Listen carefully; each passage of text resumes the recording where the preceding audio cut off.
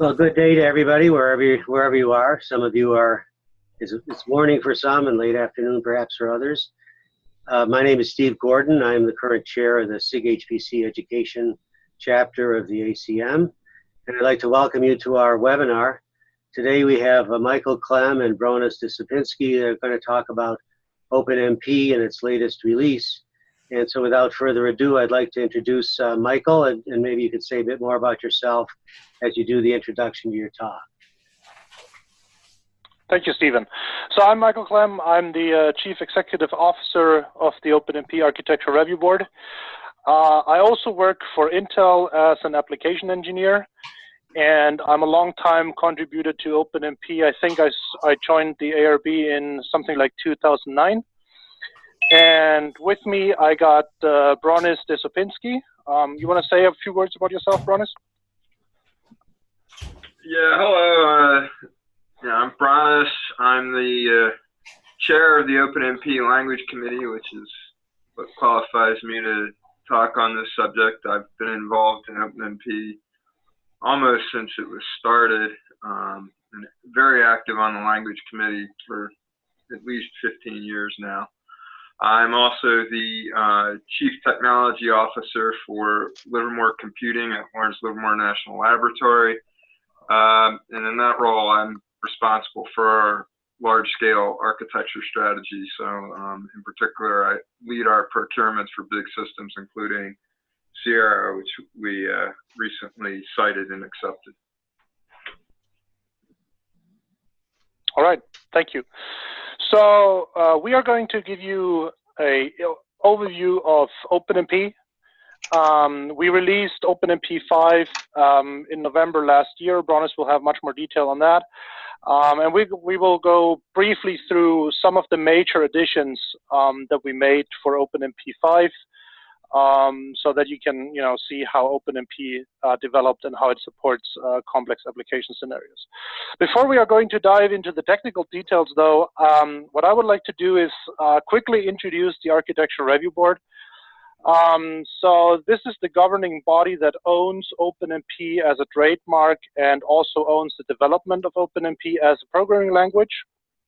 Our mission is to drive and standardize the directive multi-language high-level parallelism, and we basically try to achieve the 3 Ps of computing. So we want to be performant, productive, and portable. And I think we did a pretty good job in the past 21 years to keep OpenMP in this area. If you look on the right side of my slide, you'll see some logos. It's kind of the who is who of HPC, if you will. So we have all the big vendors of HPC systems, just to name a few. There's AMD, there's IBM, there's NVIDIA, there's Intel. We have several national labs from the US.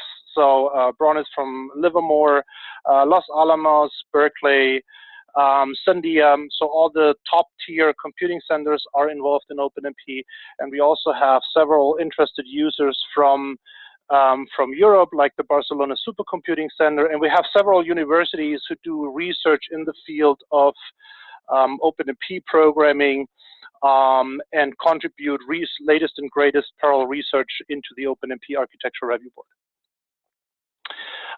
One thing we did quite recently, about a year ago, is to revise the membership structure.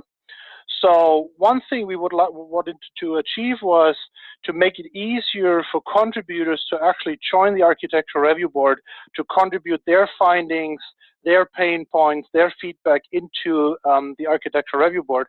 And so we now have 3 membership classes. So the highest membership category, you'll get a say into the technical discussions as well as organizational decisions, so strategy and development of the Architecture Review Board as a corporation. And you have voting rights on those topics. And then we have 2 other levels, ARB Advisor and ARB Contributors, where you can get a cheaper rate into the Architecture Review Board, but you can still contribute on the technical discussions, and you get a say into the technical topics in terms of voting power. So if your organization or even you as an individual are interested in joining the organization, just talk to me, in this case over email, michael.clem@openmp.org, and get in touch with me, and then we can follow up with a discussion about how to join the ARB and what the actual price tags are. And with that, I'm going to hand over to Bryce for the technical part. All right, so yeah, Michael and I are actually going to split the technical stuff, but I'm going to start off with it. So I saw that Vivek is on. He probably doesn't need this piece.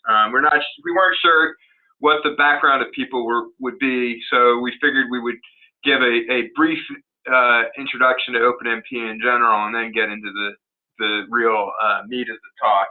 So one thing that we find as we go around is that a lot of people still perceive OpenMP as being just that which it started out as in '98, which is a traditional work sharing model that uses, so click Michael, a fork join model. So you encounter a parallel directive which spawns a bunch of threads, and then click, you can have work sharing regions such as an OpenMP fork or loop, work sharing loop region that will distribute work. Traditionally, these work sharing regions end with a barrier, so that way you're guaranteed that all threads are done when you encounter the next one. Now, it's important to note that OpenMP still supports that model, but it has grown significantly since then. But to continue on, it's long had a full set of features to support traditional work sharing. In particular, here we see that you can privatize variables like the variable L in this loop, so you can get private copies for each thread. And you can make provide prescriptive instructions to the compiler about how to schedule loops, such as to divide the iterations statically across the threads in chunks of 4, as we see here, and to do reductions on variables in this. So here we have the variable S, and traditionally that would create a copy of S for each thread, and then initialize it to 0, in this case, to the appropriate identity element. And then at the end of the region, combine it across the threads to get you the overall result that you would have gotten if you didn't parallelize the code. All right, next slide. So, however, for many years now, for now over 10 years, OpenMP has actually also had a support for task-based execution.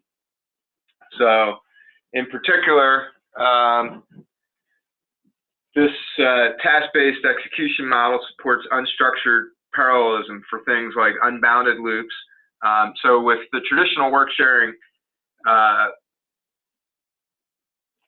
mechanisms, the compiler needed to be able to determine before entering the loop how many iterations of the loop would actually occur. Whereas now with the task-based model, you can parallelize things like a while loop. And also you can parallelize things like recursive functions. Now, as you can see in the example here, the OpenMP task-based execution model, to some extent, still retains the OpenMP roots as a fork join model, where you actually have to enter a parallel region before generating the tasks in order to get any parallelism with them. So you would enter the parallel region with the parallel pragma, generate threads, and then if you only want to generate one copy of tasks with the particular, have only one thread generating tasks, then either in a master or single region, you then generate the tasks as we see here. And then the pool of threads in the team will end up executing the tasks as they're generated. All right. Now, for now, even in OpenMP 5, OpenMP tasking retains this limitation. Michael will tell you about a number of the enhancements, though, that we have made in OpenMP 5.0 for its tasking model. One of the things we have in our plans for future versions of OpenMP is actually to eliminate the requirement that you fork off the threads before you can get parallelism with OpenMP tasking. I'm not going to talk about that further, but I thought I would mention it anyway. Next slide. So as of OpenMP 4.5, OpenMP is very feature-rich. It supports a wide range of parallelization strategies. In addition to tasking and traditional work sharing, it supports an offload model and the target model, and I'll tell you more about that shortly. It added a number of enhancements for tasking, and in general, there's way more in OpenMP than we could possibly cover in an hour. So next slide. So we have established a strong track record of keeping to a well-defined schedule for OpenMP. We officially adopted this cadence coming out of OpenMP 3.0, which was released in 2008.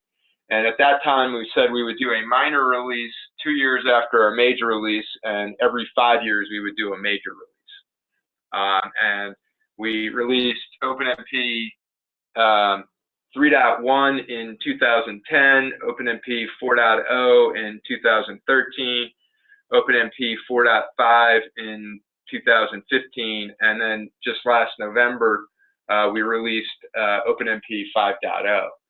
And in addition, we following 4.5, we even further formalized our release schedule to provide previews that both users and implementers can rely on to plan their own, to plan on what will be coming in the next in the next releases of OpenMP. And in particular, in years in which we do not have a minor or major release, we've committed to having a technical report that features everything that's already been adopted for the next release. And further, what we've long done is had a public comment draft that we're now treating as an additional technical report that precedes the actual release by 4 to 6 months, and is essentially where we freeze the features that will be in that next release. And so this shows how we will be continuing this schedule right on through 2023, when we will release OpenMP 6. Next slide. So as I mentioned, as of 4.5, OpenMP 5.0 supports now several different levels of parallelism.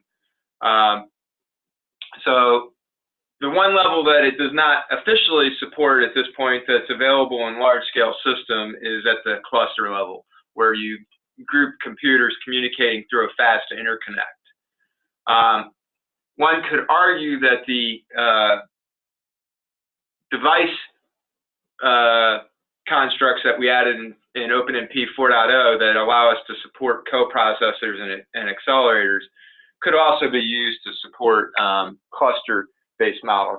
And I won't talk about that further, but the basics of it I will talk about later, which is that basically the model that we have in OpenMP does not assume shared memory between different devices on a node. So now we can support special compute devices attached to the node through some form of interconnect, PCIe, NVLink like we have on Sierra, a variety of different ways. As we've always done, OpenMP continues to support coherent processors on node that communicate through a shared memory and a cache. as well as being able to provide ways to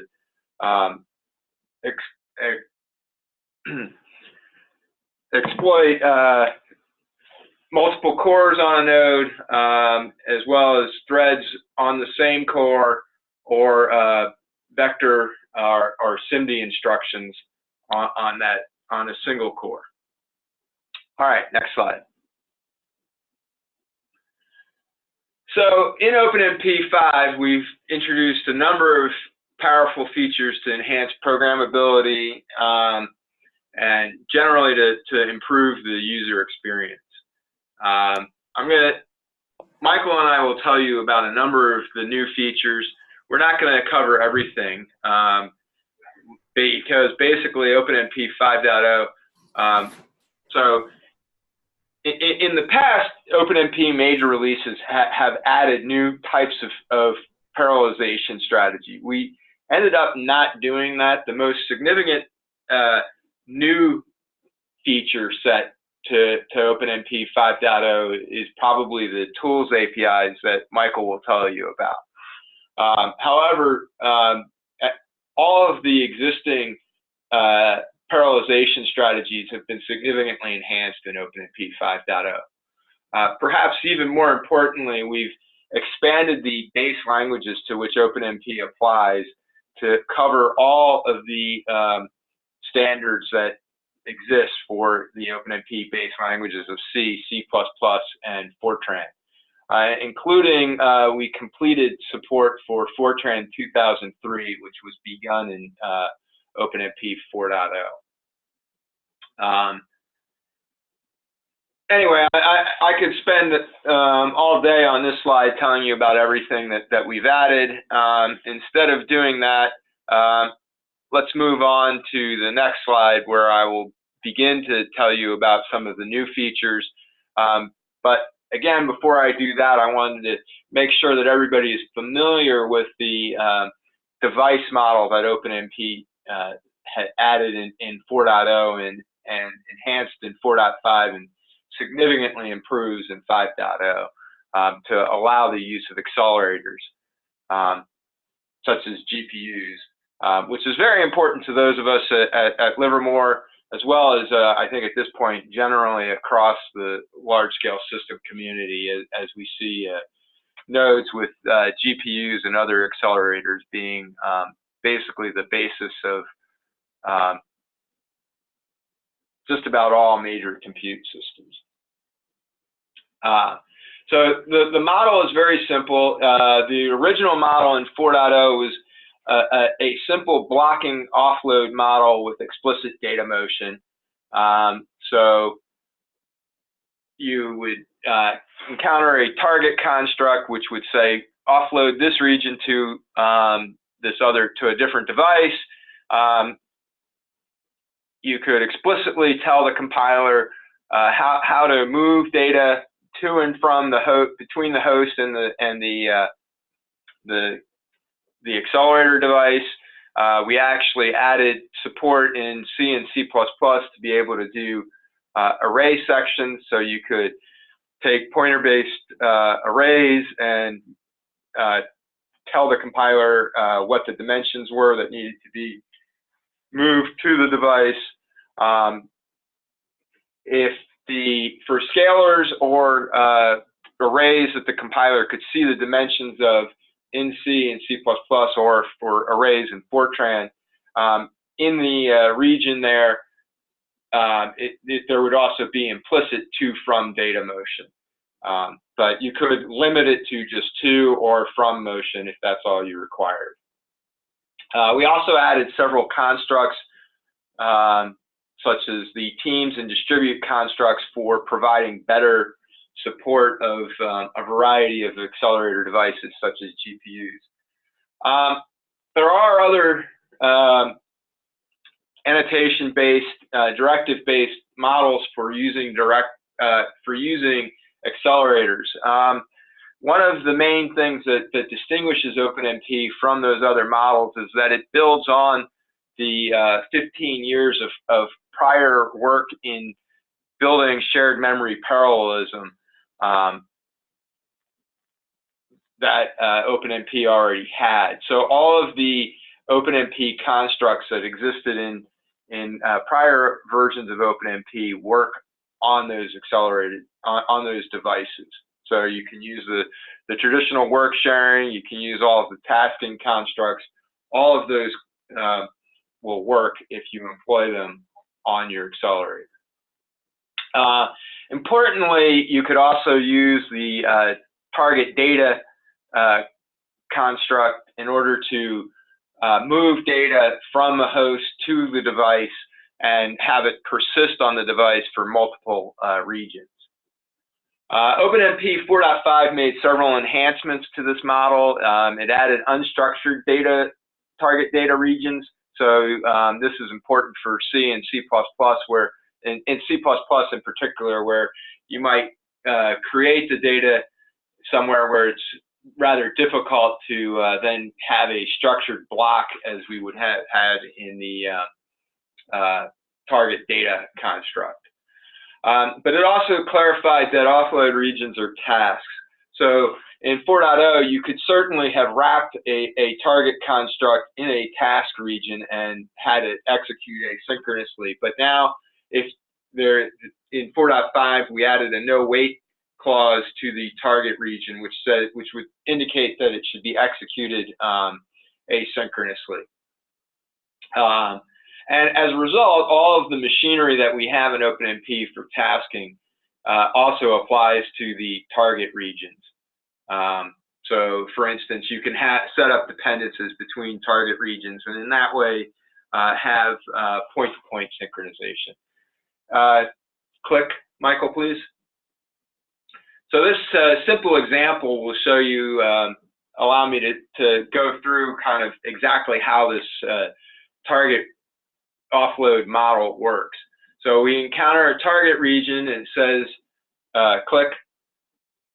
Within the host team, we have a specific thread that encounters that region. Click. That thread will then offload to the device and copy the arrays. And I put copy in quotation marks because, as I mentioned, the OpenMP device model does not assume that there's shared memory between the devices. However, if you access the data in an unstructured way over on the host, once it's been made available to the device, you would technically have a race condition. Nonetheless, if the devices don't share memory, then there would be an actual copy of the device of the arrays over to the device. If they do share memory, then it's up to the implementation whether or not copying the data would lead to higher performance. Click. Then once over on the device, the target region will create, we then encounter the teams construct in the distribute parallel for, which is going to create a bunch of teams on the device, each of which, when they encounter the parallel in the distribute parallel for combined construct, then generates multiple teams of threads on that device, which is roughly analogous on GPUs, NVIDIA GPUs in particular, to creating warps of different warps for that same source code region. So now that source code region will then get executed across those teams, and at the end of the parallel region, you will still get the traditional barrier across them. All right. The reason we added the distribute construct is that that's not always the most efficient way to execute, and in fact, a lot of hardware does not support efficient barriers across those regions. And so the distribute region allows you to then have these teams of threads or the warps that are then don't have a barrier region at their end. Anyhow, so then once that code region and the distribute region completes, there is still a join across all the threads when the target construct completes. Click, please. At which point the compiler will ensure that your arrays get copied back to the host in this example. And so one thing I'll point out is that in this example, I don't state what type of data motion we get. And in OpenMP, the default is the to from data motion, which will copy the arrays over and then back. For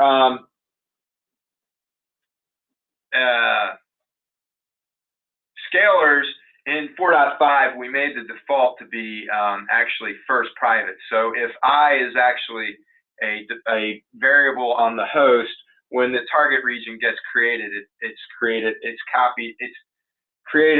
value is copied over to the device, but it's not joined to the data, to the variable on the host.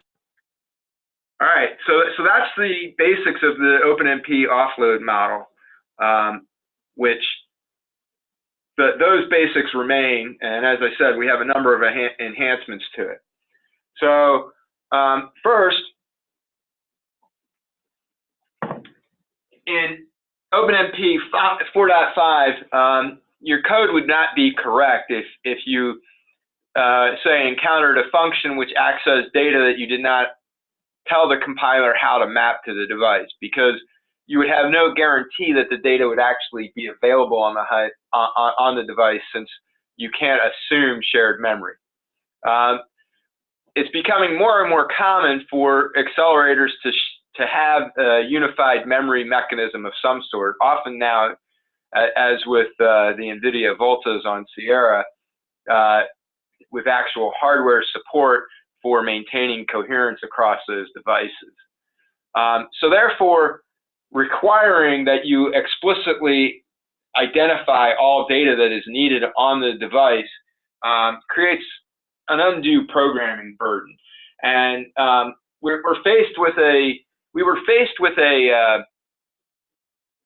kind of a conundrum as we went about figuring out how to support this in OpenMP 5.0, because we can't assume that all devices will have support for unified shared memory with the host.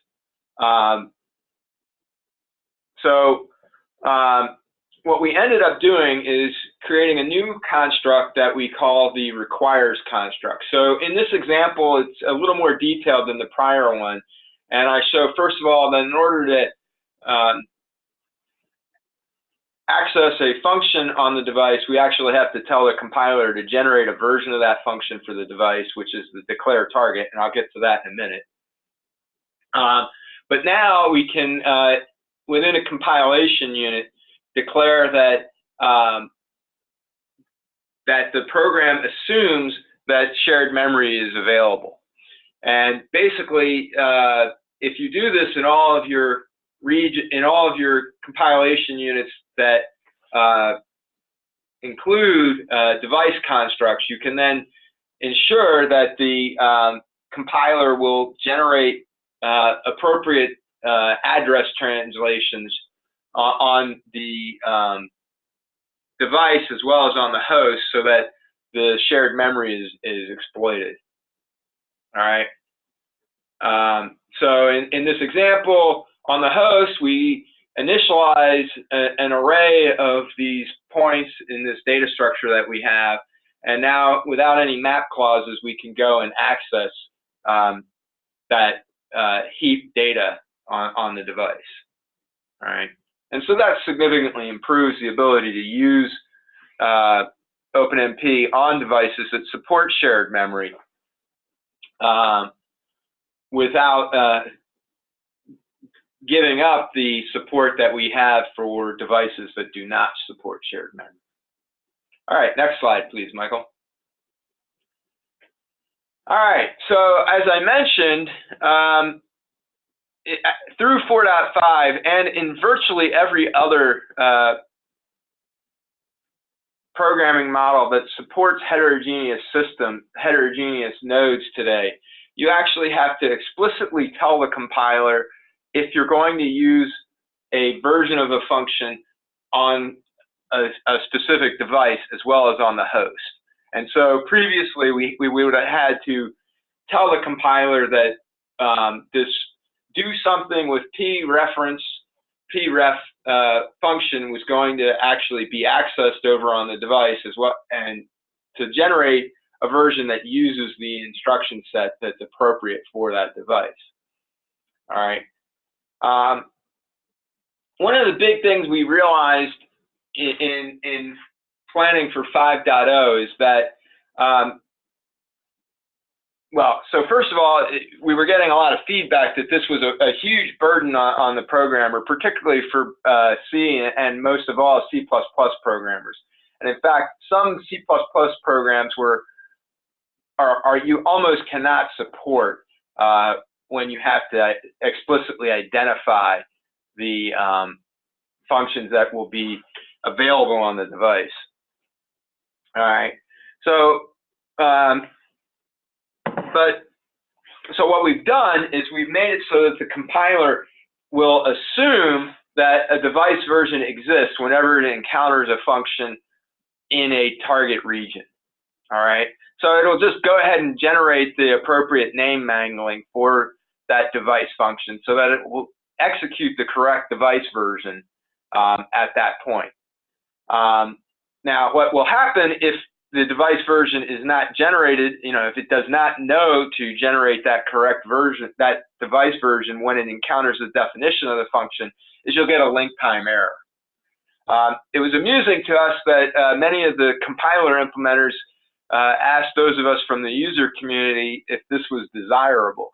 And in fact, our users are quite used to getting link time errors when they don't generate the appropriate version for a device, even if it's just a homogeneous host-only based system. So it was like, yeah, that's quite desirable and not at all a problem. However, we went further than saying that within a target region that you had to assume that the device version would exist. We said that then if you could see the definition of a function in the same compilation unit or in a context in which the device version was needed, that you were to generate the device version. And so this leads to a somewhat of a recursive requirement on the compiler that says you see the definition for the do something with P function, so you generate the device version of that function, and then any functions within that definition that occur, you assume again that the device version exists, and if you can see the device version, the definition of those functions, you generate the device version, and so on. And so what we've seen is that for a number of complex C++ applications at Lawrence Livermore and other places in the Department of Energy, that it was somewhere between extremely painful to impossible to generate device versions with 4.5 of those applications. We can now generate the full device, heterogeneous version of the application without having to write declare target at all. Because in general, they oftentimes, most frequently we find that the definitions and all are actually visible within the compilation units that imply that the compiler will have to generate the device version. This is a significant enhancement compared to basically any other heterogeneous model out there today. Next slide, please.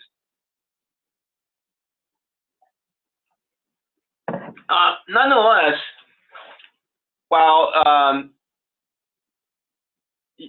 you don't need to assume anymore that you don't have shared memory, because you can now say requires unified shared memory.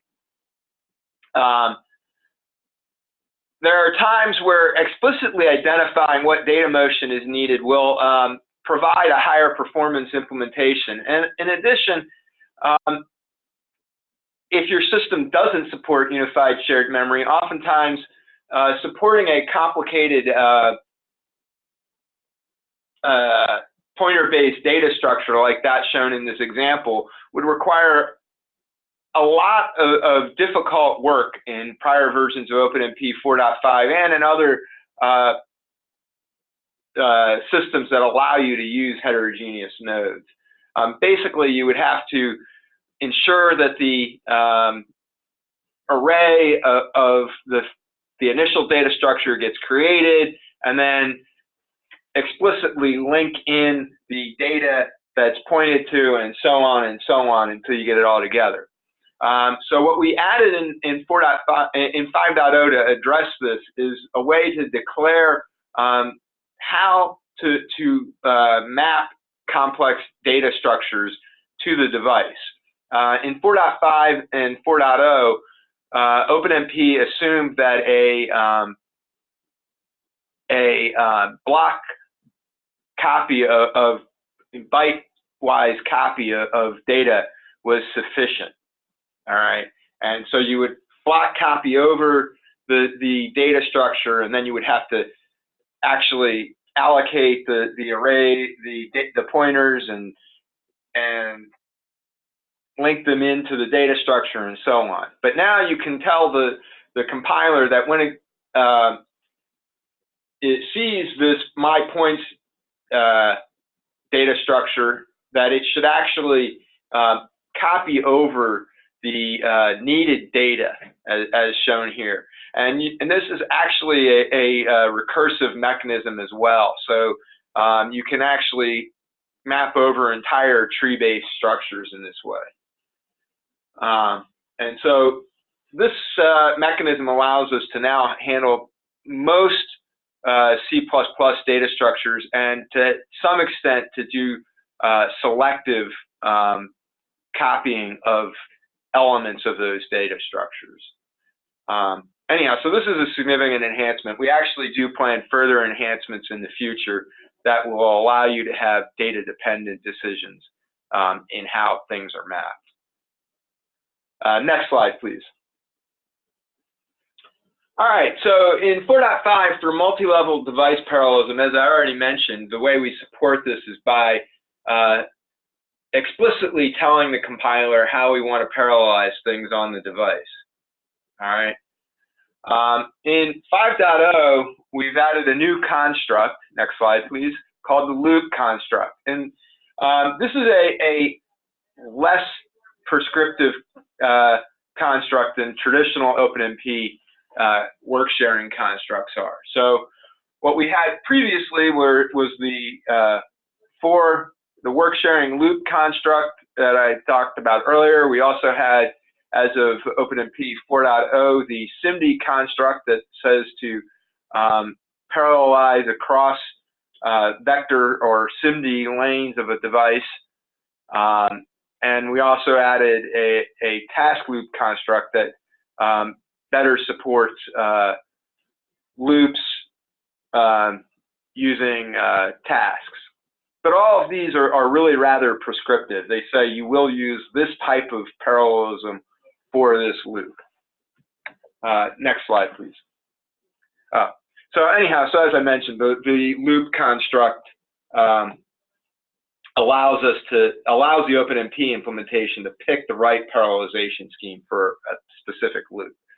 And so instead of, in our example, explicitly saying that we need to use teams and we want to distribute across the teams, and then within those teams we want to create parallel regions, and within those parallel regions we want to distribute the iterations of the loop that are distributed across the teams, across the threads of those teams.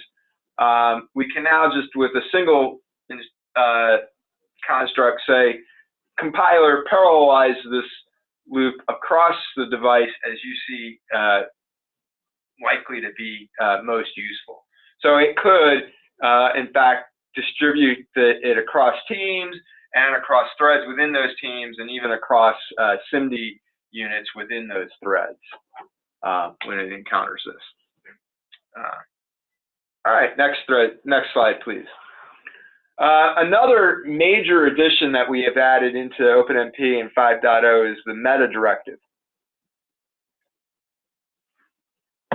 And this allows the programmer to identify in different OpenMP contexts that the compiler should use different parallelization strategies, or in fact, apply different directives to the same code. And so this essentially is a limited form of metaprogramming for OpenMP directives and clauses. Click, please. So in this example, what we end up doing is we say, okay, we're going to explicitly map this region to a device region. But then, if we know details about the device, we can say, well, we know we need teams, but within those teams, we'll have a loop directive. But on other devices, we'll just not have the teams directive. We'll only have a parallel loop. This is actually allows for a quite very rich programming environment in that you can have multiple when clauses, so you can specify different contexts, and if those different contexts apply to your compiler as it makes passes for different devices and different contexts, it will generate the code for those, as well as generating the code for the default case. Next slide, please. All right, so in OpenMP 4.5, there's a variety of places where one can create multiple versions of functions. Click, please. So as we see here, you could, as I already mentioned, you might generate a function for devices through declare target. We also have the declare SIMD construct, or declare SIMD directive rather, that would say to generate a SIMD version of this function. So there's a variety of different functions that the compiler will end up generating for a single function definition with OpenMP. All right, and then it will apply the appropriate version of that function if it's in the appropriate context. Now, in OpenMP 5.0, click please, we now have the declare variant, which allows the programmer to tell the compiler to use a user-defined variant of the function or version of the function, depending on the context of it. You still can get the default variants generated and used if you don't declare a variant for a specific context that's encountered. But as we see in this example, you can now say, if you are on a device and the SIMD length is 4 and it's an AVX2 device, then use this special function instead. And so now you can use a very highly optimized assembler version of it. You can do things like use the CUDA BLAS on NVIDIA devices, and generally just get the highest performance variant used on your specific context without compromising the portability of your application. All right, well, that wraps it up for what I have to say. I could open it up for questions now, but instead I think what we'll do is save questions for later, and I'll let Michael go through the rest of what we have to cover, and then go from there. All right, thank you. So one thing that is still needs to be explained is how we actually identify that context. So Bronis was already explaining on that slide that we define the context of execution in OpenMP so that you can identify whether or not you're on a target or in a SIMD context. And the way it works is that when the compiler actually goes through the OpenMP code, it looks at the OpenMP construct that it encounters, and it adds it to the built-up context as it goes along and steps through the nesting of the individual OpenMP constructs. So in this example that I'm showing here on that slide, when the compiler sees a target construct, it will add the target to the execution context, and then depending on whether or not actual execution happens on a target or on a host system, this context will actually reflect that it's on the target or on the host. When we go through teams, it will add teams to the context. Once we step on parallel, it will add parallel to it. So down at the lowest level, where we call foo, the compiler will know that this call is happening in a target construct with teams around it, parallel. It is going to be a SIMD context with alignment, with a certain SIMD length, and so forth. So it can identify the proper variant or the proper meta directive that applies to this particular execution context. This also applies to meta-directives. So we reuse the same context of execution contexts to actually identify what kind of version a particular compiler should generate as a version of a particular construct, so that you can specialize your directives for individual compilation targets and execution contexts. Another thing that we added to OpenMP 5 is support for memory allocators. So looking at the current computing landscape, you will see that several vendors now have processors that have different memory hierarchies that we have been used to. So instead of transparent caches, we now have high bandwidth memory on some systems. We may have specialized memory, scratchpad memory, that is read-only, for instance, or that have certain properties like lower latency versus high bandwidth or capacity or whatever property of memory.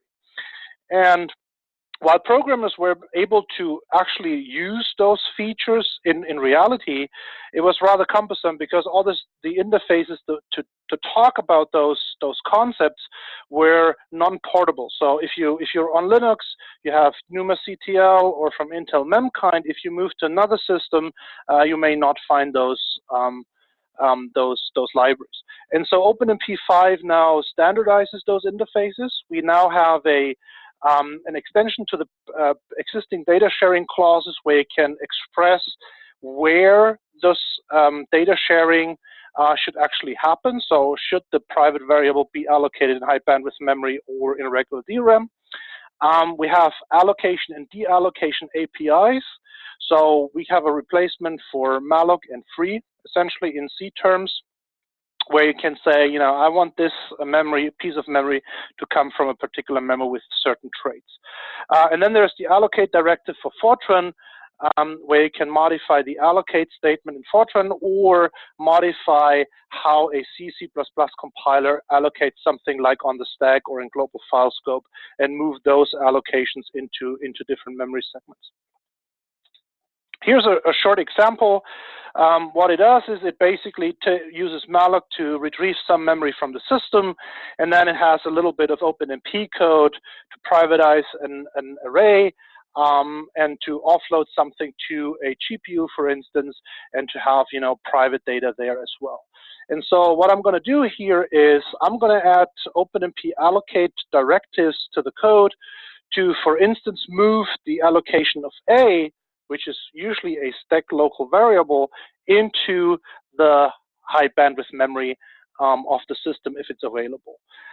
For B, what I can say is, I have a default allocator that I can either inject through an environment variable or through an API call, and no matter what that allocator gives me back as a memory, B is allocated in that space. Then it replaces the malloc and free calls with the OpenMP versions, so that now we can use an allocator that is coming into this example as a pointer to allocate memory from that memory space, and then later on free it. The allocate clause is shown now with where the private variable, the private array A, is now allocated using my allocator. So if that is a high bandwidth memory allocator, it would also move A into that high bandwidth memory. We can also influence target allocations. So we can, for instance, send the C array into something like constant memory, in a constant memory space. So that's something like an Intel GPU, which has this kind of memory, can use that to provide a more efficient access to that array. And also on the target, we can influence the way the target processor allocates memory from its local memory space. Another example that I would look to show here is, because it's rather cumbersome these days, is to spread out memory across NUMA domains in host systems.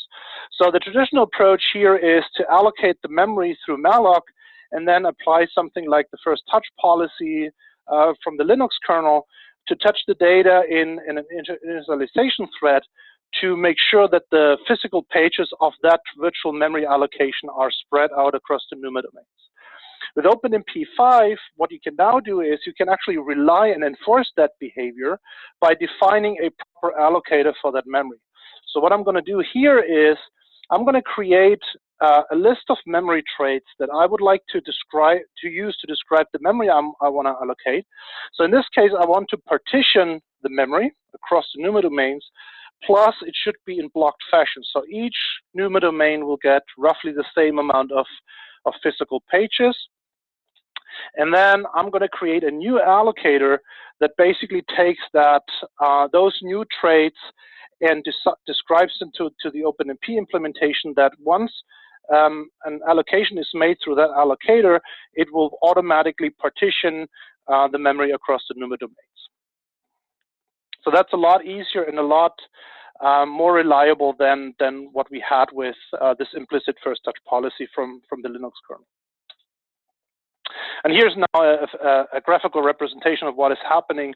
So actually one half of the array ends up on the first NUMA domain, and the other array, half of the array ends up on the second NUMA domain. Speaking of NUMA, one of the things that our users complained a lot about in the past was that OpenMP tasking didn't respect NUMA properties. There were some implementations that did something smart in terms of heuristics they implemented internally to make tasking a little more NUMA aware than what was specified by OpenMP. With OpenMP 5, we solved this problem in a way that we now have affinity hits. So in this example, what could happen is that one task starts executing on one core on a particular NUMA domain, and then the OpenMP system could probably move it around in the NUMA domains. And in this case, what will happen is that the initial placement of the first task is wrong in terms of the placement of A. So the task is actually running on a thread in a different memory domain than where A is actually allocated. And then even worse, what could happen is when this thread starts allocating data using the first touch policy, it would allocate B on the second NUMA domain, and then maybe the second task will move to another NUMA domain, and you get the same behavior now for B. There are no guarantees in OpenMP so far to avoid that. With OpenMP 5, you now have a way to say, I want to affinitize this task to the data it is working with. You can express a hint to the runtime system to tell the implementation what data this task is touching, so that the OpenMP implementation can make a much better scheduling decision. So in this case, what an implementation could do, if you tell the system that the first task has an affinity to the A array, the implementation might not start it on the second NUMA domain, but rather move it over to where A is stored in terms of system memory, execute it there, and the first touch policy of the Linux kernel then would automatically put B on the same NUMA domain, and the second task would also run on that very same NUMA domain. Another thing that is new in OpenMP is task reductions. So the idea here is to take the notion of reduction that Pronis was presenting earlier today and extend that to arbitrary task graphs. So what you can express in OpenMP 5 is a reduction across a multitude of several tasks that are connected to each other through a task graph, through a dependency graph, whatever. And the way you specify that is we have this existing concept of a task group in OpenMP, which is a logical grouping of independent tasks to a logical entity. And you can define a reduction that spans this task group, and each or a subset of the tasks in that group can now contribute a partial result to that global task group reduction. And so the implementation can then choose an optimal way of supporting that through thread local storage or whatever other means to actually implement such a reduction. This, of course, also works with the task loop construct. So you can either have a reduction that only spans a task loop, or you can have the task loop construct participate in an existing task reduction that has been already opened by another surrounding task group. So that gives a rather powerful model of reducing individual task results into a global result. The other thing that we did is in OpenMP 4.5, we added task dependencies to control the order of execution between tasks in a point-to-point fashion almost. So you could now enforce execution of a task after another task or a set of tasks has been completed. But there were some drawbacks with the way we specified that. So in this example, what T0 does is it basically initializes some initial value. So what the programmer has to do is he describes that there's an out dependency that produces res as a result of T0. Then there are two tasks, T1 and T2, which compute some X and Y values. So these three tasks, T0, T1, and T2, they don't share any dependencies, so they can run concurrently on the system. Now, I'm adding another task, which basically takes the result of T1, it takes the result of T0, and basically adds X to the result. And the same for T4, it takes Y and it adds it to the result. And then there's another task, T5, which basically just prints the result on the screen. Now, what you will see is that this task graph is correct from a functional perspective. So it correctly synchronizes all the tasks that are contributing to the result variable. So T0 runs before T3, T3 runs before T4, and T4 runs before T5. But what you will also see is that this task graph is overly restrictive. So T3 and T4, since it's an associative operation, the plus, can run in any arbitrary order. And OpenMP 5 now has a dependency which is called mutex in out set, which basically enforces this order of T3 and T4 can run in any arbitrary order, but they have to be mutually exclusive. So instead of in and out dependencies, we now use this mutex in out set dependency. And what the system will do is, as soon as one of the dependencies is satisfied, it will, for instance, start executing with T4, and T3 has to wait until T4 has completed execution to enforce that mutual exclusion property. Okay, now for tools. This is something that most programmers will not use directly in terms of programming towards it, but it will greatly extend the availability, or hopefully will greatly extend the availability of OpenMP tools that work with any OpenMP implementation that we see in the market. So why is this needed? So let me give you an example of just some pseudocode where you still have the OpenMP directives in the code. So what happens once you fire up the compiler is that this code is greatly transformed into something that can actually run in parallel. So what you will see is when you actually implement that and execute it on the machine is you will see multiple threads with multiple stack frames. You will see outline functions. You will see inline functions. You will see runtime code that is provided by the compiler as a glue code to make all this parallelism work on the threaded machine. And so the problem is that the implementation view and the developer view, so your take of the source code, are absolutely different in terms of how they look like. And a typical problem of a performance tool or a correctness tool is to map the implementation view back to the developer view so that the presented results, like is this code correct, or the performance results, actually match the context that you as a programmer see in the source code.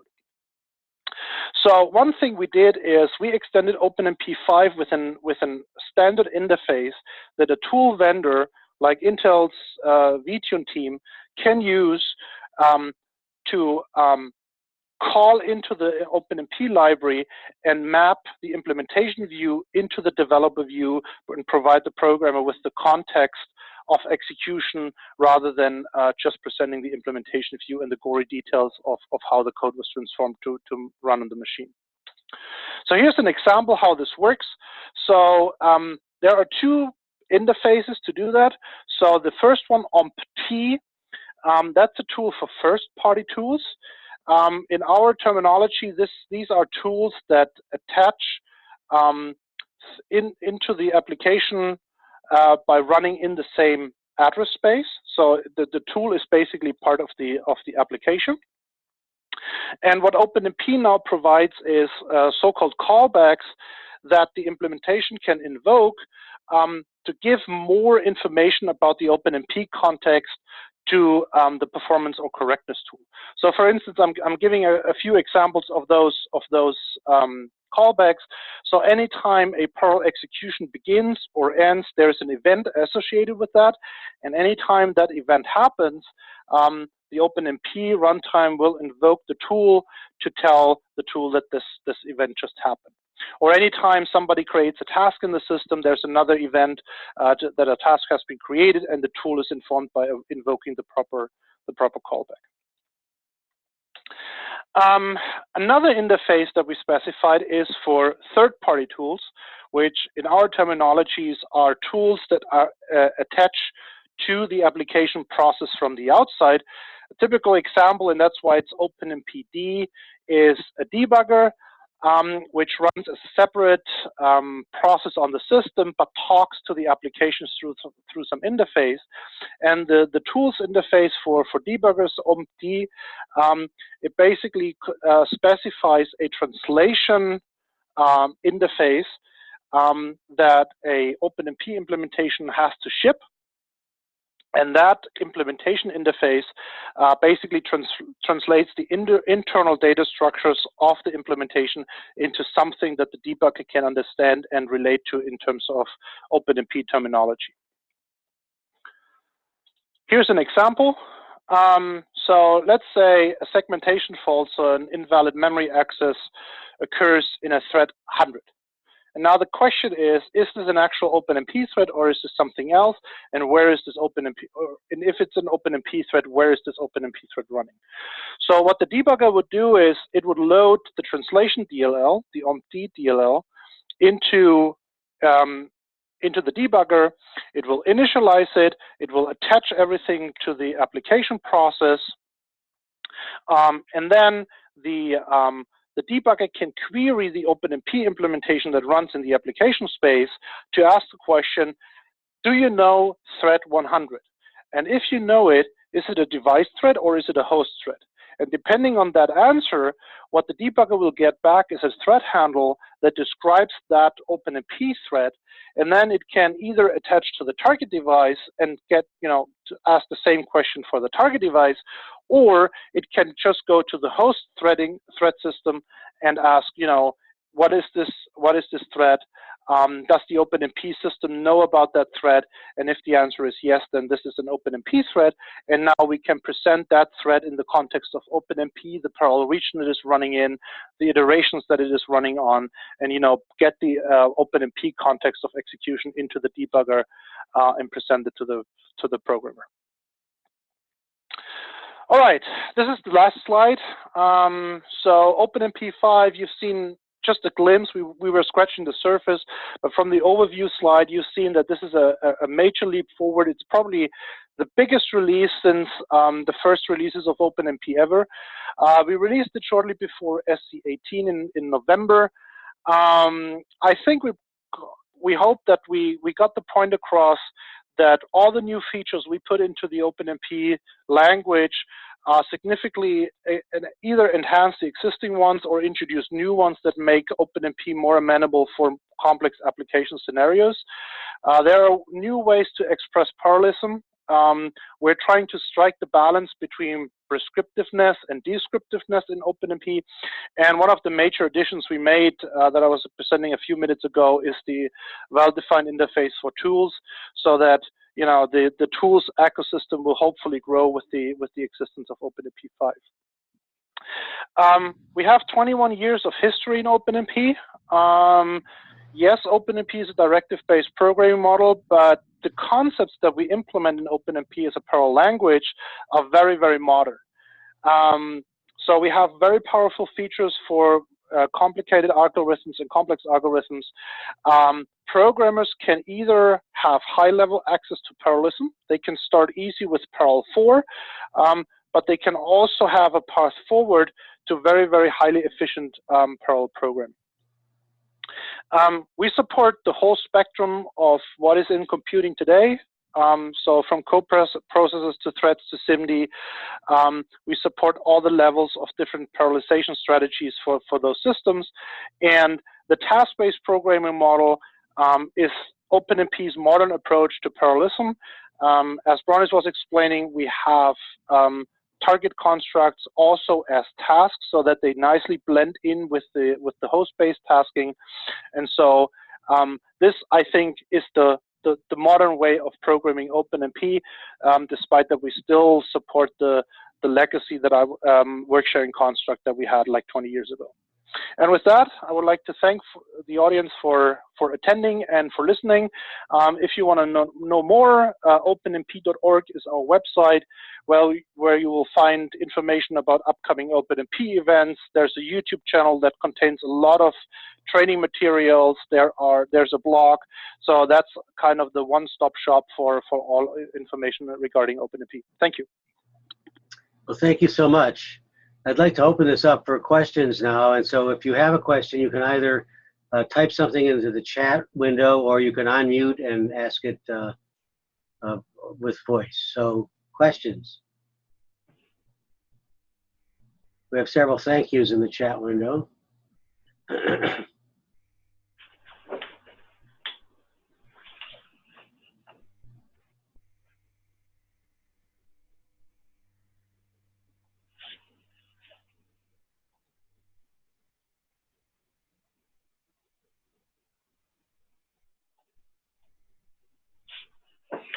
While we're waiting for questions, I'll put in my usual plug for those who are not members of the SIG HPC education chapter. It doesn't cost a lot to join, $10 for professionals and $5 for students. And you can go to sighpceducation.acm.org in order to join, and that would help us to keep going on these kinds of webinars and other things that let us buy the tools to make this stuff happen. Well, we don't have other questions, Stephen. I'll respond to your plug with a question. Yes. So I'm a SIG HPC member. How does that relate to being a member of the education chapter? They're somewhat independent, so you don't have to be a SIG HPC member to be a chapter member. But for an extra $10, you can become a chapter member. Okay. Here's a question: are any thoughts on OpenMP support for other accelerators like FPGA? So the model already supports accelerators. It's partly or largely an issue of people implementing it, creating an implementation to support them. So before Intel acquired, not Xilinx, the other one. Altera? Altera, that's it. we had a number of people from Altera that were interested in having them join the ARB, but then Intel bought them, so that didn't happen. Michael could comment or not on whether or not there's plans within Intel to target their FPGAs with OpenMP. If you have specific ideas of things that would better facilitate support for FPGAs, we're certainly interested in it.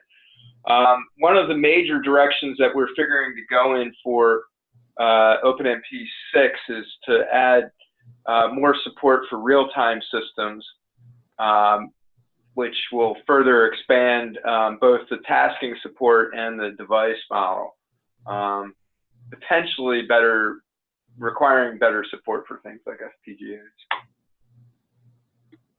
So I cannot specifically comment on Intel product plans here, but one thing I would like to note is that there are several research projects that look at how OpenMP can be translated to an FPGA environment. If you're interested in that, just shoot me an email and I can dig for more information. There's a research group at Technical University Darmstadt here in Germany that looks at that.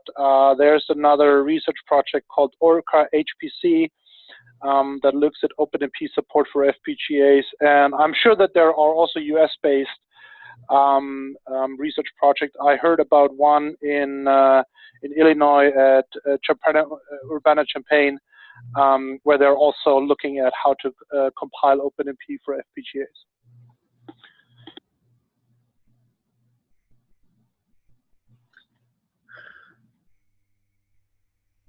Okay, Bala says so right to get those hints, so thank you. Well, if there are no further questions, I'd like to thank again our Branis and Michael for your great presentation, and the audience liked it as well. And I will have the video of this posted on YouTube within a day or two. I will send everybody out a link. And thank you again for making the presentation. It was very useful. Thank you. Yeah, and thank you also, Stephen, for arranging this. And just as a final closing remark, I really do want to impress on everybody that's joined us that OpenMP is very open to participation from the community, and you know, the simplest way. So Michael mentioned our new membership classes. That gives you a direct vote in the technical matters, but the simplest way to participate is to attend the international workshop on OpenMP that occurs every year, and to become a member of CompUnity, which automatically allows you to participate. All right. Well, thank you again, and everyone have a good rest of the day. Bye now.